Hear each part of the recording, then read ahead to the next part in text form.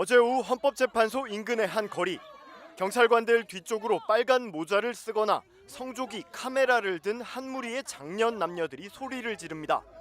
경찰이 막아선 맞은편에서는 더불어민주당 이재정 의원이 흰색 마스크를 쓴 남성에게 폭행당했다며 현행범으로 체포하라고 요청합니다.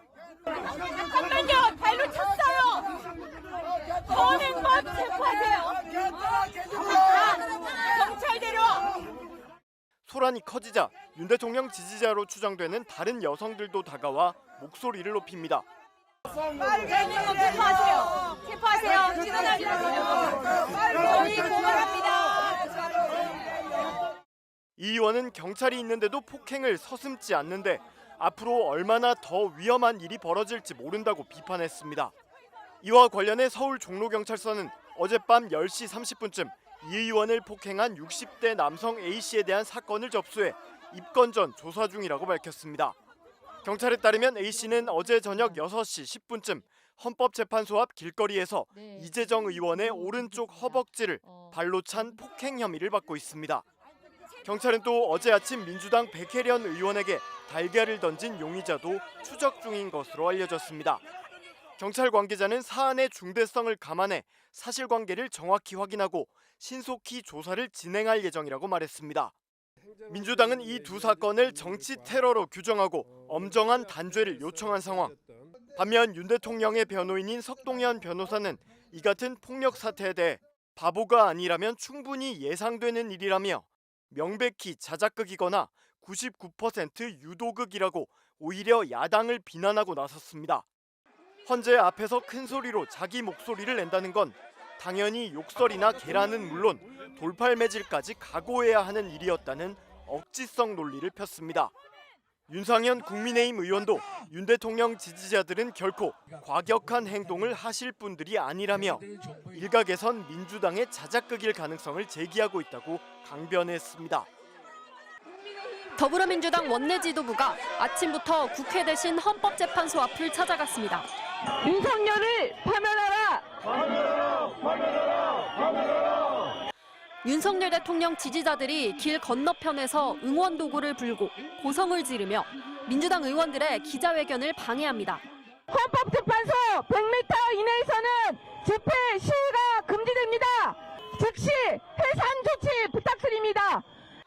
릴레이 농성을 벌여온 국민의힘 의원들도 정반대 구호를 담은 피켓을 높이 들고 뒤에 서면서 여야 신경전도 벌어집니다.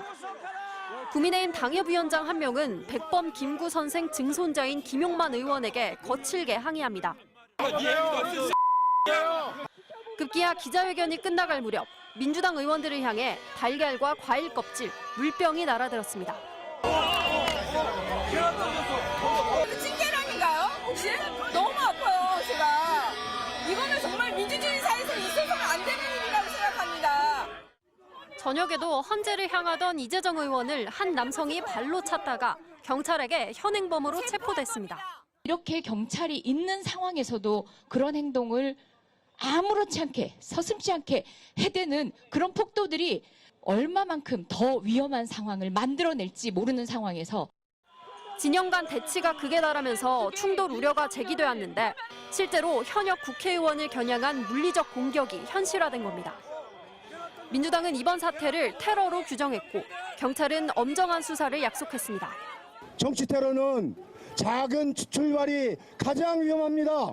정치 폭력은 작은 것 같지만 가장 큰 신호탄이 될 수 있기에 헌재가 오는 24일 윤석열 대통령보다 먼저 한덕수 국무총리 탄핵심판 선고를 내린다고 예고하자 여야 반응은 엇갈렸습니다. 국민의힘은 한 총리 탄핵은 기각 또는 각하될 것이라고 전망한 반면 민주당은 헌재가 탄핵 소추된 순서를 어겨 국민을 불안하게 만든다며 깊은 유감을 표했습니다.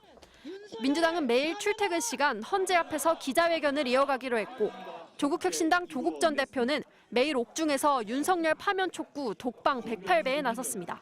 MBC 뉴스 김정우입니다. 경찰 기동대가 헌법재판소 정문 맞은편에서 구호를 외치는 시위대를 밀어냅니다. 노동조치하겠습니다. 다 나가세요. 반만한 사람. 앞으로 나가세요. 아, 왜 그러세요? 앞으로 나가시라고. 손대지 마세요. 손대지 마세요. 경찰은 달걀 투척 직후 질서 유지와 범죄 예방을 이유로 시위대를 100m가량 떨어진 지하철 안국역까지 밀어냈습니다. 경찰 바리케이드를 잡고 버티거나 고성을 지르고 저항하면서 곳곳에서 크고 작은 몸싸움이 벌어졌습니다. 아 이거 망가져. 아 놓으세요.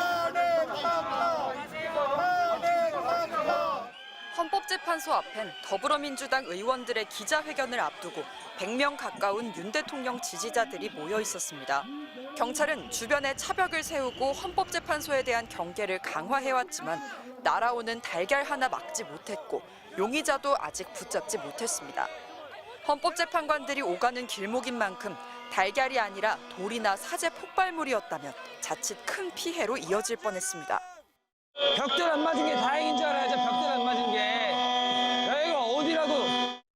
헌법재판소 100m 안으로는 현행법상 집회를 할 수 없지만 경찰은 1인 시위와 유튜브 방송이라고 주장하며 몰려다니는 윤 대통령 지지자들을 사실상 방치해왔습니다. 이들은 경찰의 강제 해산 조치에도 아랑곳 않고 도로에 드러눕기도 했습니다.